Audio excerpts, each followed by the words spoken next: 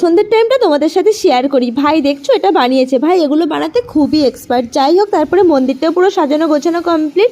আর তার মধ্যে সবাই চলে এসেছিলো আমাদের বাড়িতে, যেহেতু বাৎসরিক পুজো হয় পুরো এলাকা জুড়ে, অনেক দূর দূর থেকেও সবাই অনেক পুজো দিতে আসে আর কি। আর আমাদের মন্দিরটা অনেক জাগ্রত।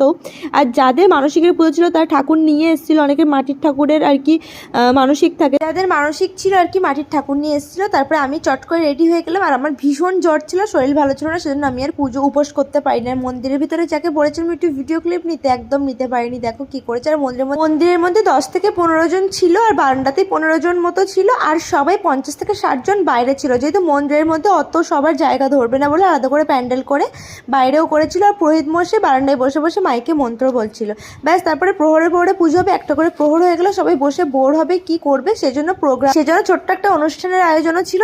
একটা করে প্রহর হবে আর সবাই অনুষ্ঠান দেখবে। চলো, এভাবে আমাদের শিবরাত্রিটা কালো। দেখা হচ্ছে নেক্সট পার্ট।